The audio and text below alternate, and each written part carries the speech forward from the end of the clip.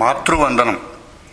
ప్రపంచంలో అన్ని దేశాల జాతీయ గీతాల్లోనూ భారతదేశపు జాతీయ గీతం గొప్పగా ఉన్నదని ఐక్యరాజ్య సంస్థ యునెస్కో ప్రకటించింది. ఇది గర్వకారణం. క్రికెట్ ధర్మమాన్ దాదాపు సంవత్సరం పొడవునా అన్ని దేశాల జాతీయ గీతాలను వినే అవకాశం మనందరికీ కలిసి వచ్చింది. తప్పనిసరిగా యునెస్కోకు అనిపించిన ఆలోచన మనకు వస్తూనే ఉంటుంది. జనగణమన నిస్సందేహంగా గొప్ప గీతం, గొప్ప బాణి. గీతంలో గాంభీర్యం, బాణిలో ఉద్ధతి ఉంది. అయితే మన మాతృవందనం వందే మాత్రం కానీ, జాతీయ గీతం జనగణమన కానీ దేశం కోసం రాసినవి కాదు. అదే విచిత్రం. వందే మాత్రం బంకిం చంద్ర చటర్జీ రాసిన ఆనందమఠ్ నవల్లో బ్రహ్మచారుల మఠం ప్రార్థనా గీతం. నేను మద్రాసు రేడియోలో పనిచేసే రోజుల్లో వందే మాత్రం గీతం శత జయంతికి ఆనందమఠ్ నాటకాన్ని ప్రొడ్యూస్ చేశాను. బెంగాలీ రచన కనుక మధ్యపట్ల సూర్యగారి నాటకం రాయమన్నాను. నాటకాన్ని చదవకుండానే 18 కాపీలు రాయించి నవటలను బుక్ చేశాం. దేవిక, అట్లూరు పుండరీకాక్షయ్య, పట్టాభిరామిరెడ్డి, రావికొండలరావు, మమత ఇలాగా. వందే మాత్రం బృందగానానికి బాలసుబ్రహ్మణ్యాన్ని బుక్ చేశాం. పుండరీకాక్షయ్య తమ ఆఫీసులో రిహార్సల్స్ చేద్దామన్నారు. తీరా స్క్రిప్ట్ చదవడం ప్రారంభిస్తే ఒక్కొక్కరికి 2 డైలాగులు వచ్చాయి. నాటకాన్ని రాసిన మధ్యపట్ల సూర్యగారు మూలాన్ని అనుసరించి రాశారే కానీ నటులను దృష్టిలో పెట్టుకు రాయలేదు. అది ఆయన తప్పు కాదు. నాకు మర్చిపోయింది. 18 మందితో గంట నాటకం, అందరూ పెద్ద నటులు. స్క్రిప్ట్ ఇలా కొంపముంచింది. ఆ రోజుకు రిహార్సల్స్ సాధించి ఇంటికి వచ్చి రాత్రి గంట నాటకం తిప్పి రాశాను. ఈసారి నటులను దృష్టిలో పెట్టుకుని మళ్లీ రచన కాపీలు రాయాలి. మర్నాడు రోజంతా మా ఆవిడ మా ఇంటి ఎదురుగా ఉన్న అనిశెట్టి సుబ్బారావు గారి భార్య 18 కాపీలు తయారు చేశారు. ఈసారి నటులంతా తృప్తిపడ్డారు. ఈలోగా బాలు రికార్డింగ్కి రాలేకపోతున్నానని చిన్న చీటీ పంపించారు. ఏం చేయాలి? ఎస్ జానకి చేత పాడించేస్తానన్నారు అనౌన్సర్ మల్లంపల్లి ఉమామహేశ్వరరావు గారు. రిహార్సల్స్ హడావిడిలో ఉన్నానేమో, సరే అన్నాను. స్టూడియోలో పాట రికార్డింగ్ అయిపోయింది. నాటకం బాగా వచ్చింది.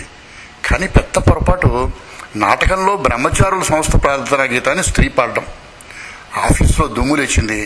నాకు పచ్చివెలక్కాయ నోట్లో పడింది. అయితే సందర్భం వందే మాత్రం శత జయంతి కనుక, అది మన జాతి గీతం కనుక నవలలో భాగంగా కాక జాతి వందనంగా స్త్రీల బృందగానంతో దాన్ని జనరలైజ్ చేశానని అన్నాను. ఇది నిజానికి బుకాయింపే, కానీ పాపం గడిచిపోయింది. ఇక జనగణమన 1911లో మన దేశంలో జరిగిన 5వ జార్జి చక్రవర్తి పట్టాభిషేకం సందర్భంగా రవీంద్రుడు మదనపల్లి థియోసాఫికల్ వసతి గృహంలో కూర్చుని రాసిన గీతం. చక్రవర్తికి నివాళులు అర్పిస్తూ మన 2011లో కొన్ని వందల మంది మదనపల్లిలో ఈ గీతాన్ని శత జయంతి సందర్భంగా పాడారు. గీతం అధినాయకుని ఉద్దేశించి రాసింది. మనది మాతృదేశం. నిజానికి అధినాయకి అని ఉండాలి కదా. మిగతా చరణాల్లో చోట తవ సింహాసన పాషే అంటారు కవి. ఆయన సింహాసనాన్ని అధిష్ఠించే సందర్భం కనుక జయ జయ రాజేశ్వర అంటారు మరో చోట. మన దేశంలో జాతీయ గీతం స్థాయికి రాగల కొన్ని గొప్ప రచనలు ఉన్నాయి. సారా జహాసే అచ్చా హిందూ సీతా హమారా అన్న ఇక్బాల్ గీతం గొప్పది. కానీ హిందుస్థాన్ మనదే అంటూ ఆయన పాకిస్తాన్కి తరలిపోయారు.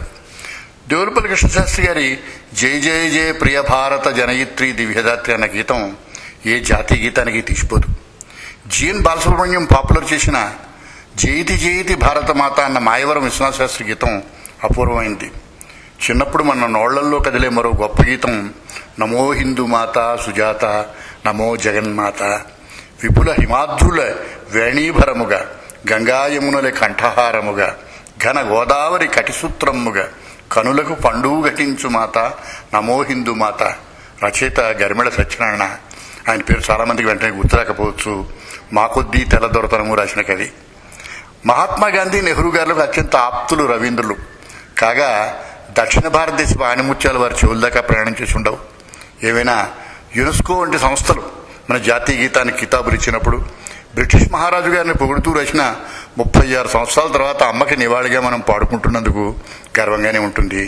అయ్యో, ఇంకా పరాయి ప్రమేయం మాతృవందనంలోనూ తప్పలేదా అని ఓ పక్క మనసులో అనిపిస్తున్నా.